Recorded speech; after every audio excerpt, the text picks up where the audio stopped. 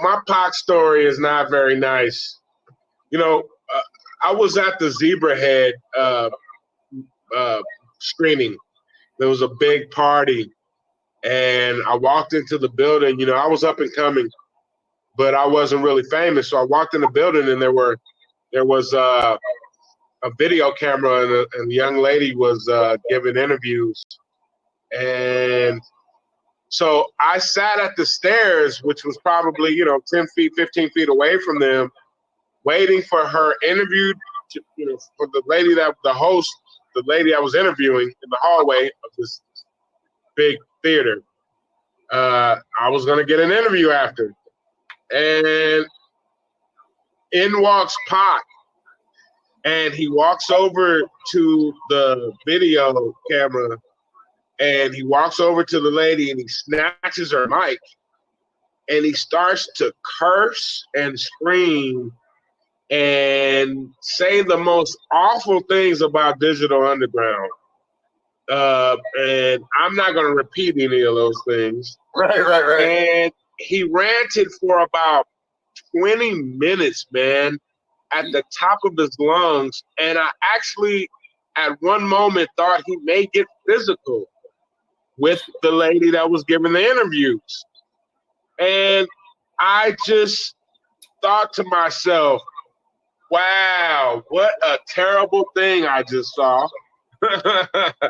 That this man would cut down the people that brought him to the party. It just didn't make any sense to me.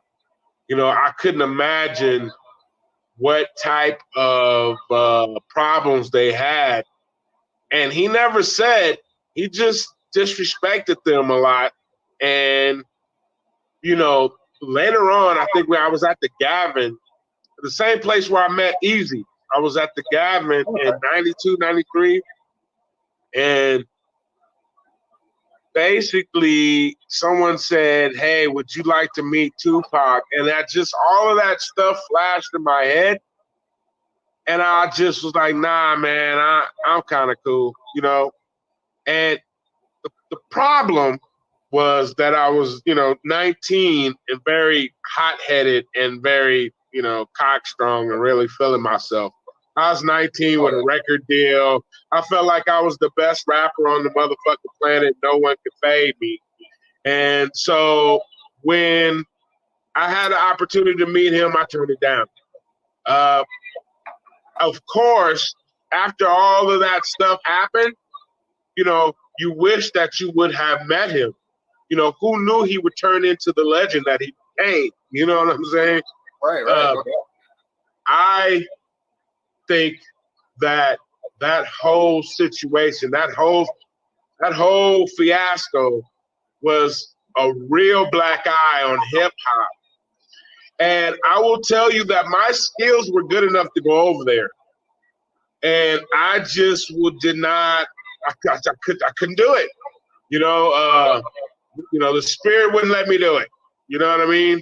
Was it just a bad fight with Suge? Did you ever meet Suge Knight? Is that I said? Is it Suge Knight or Suge Knight? It's another time I had an opportunity to meet him and I didn't. He was too volatile for me, bro. He was too gangster for me. Listen, I was raised in a lot of different neighborhoods in LA. All right. Harlem Crip neighborhood, one of them, right? And I was raised in LA in the middle of the crack epidemic. You know what I mean? Like, you had to be a little hardened to survive that, And when I thought of going over to death row, that seemed like worse than the block, bro. That was worse than the hardest block in my neighborhood. You know what I'm saying? And I was just like, man, I can't do it, man. I just stayed to myself. I always thought maybe someone will figure it out and go, hey, this fucking song, Christopher's Pump, is one of the hardest songs ever in the history of mankind. Maybe we should go get this fool and, put him to work. But this shit never happened. So, it is what it is. You know, Now, were those guys at Death Row just that toxic and that bad? I mean, I watched some of the movies. I mean, I watched like one or two of the movies about Tupac and stuff like that. And they just portray those guys as like dog eat dog, real mean. You know what I mean? Like, it feels like a corporate, everybody out for themselves kind of place. Would you say that's kind of true, or that's the vibe I'm getting from what you're telling me? You don't remember the stories? I remember some of them. I don't. I mean, it's been many years since I studied that shit. I don't think any of them were any kind of exaggeration. I think all of the stories were embedded in some type of truth. You know what I mean? I mean, all types of stuff. Hanging out with. I remember they said something about Vanilla Ice was hung outside of a balcony by his ankles or something like that. You remember that one? Yeah, there's a lot of crazy stories, man. There's been stories that I won't even mention. You know, I'm not even going to talk about them. You know what I mean? It was that wow. Yes, they were wild guys. They were some wild guys. I mean, look what Shit's fighting right now.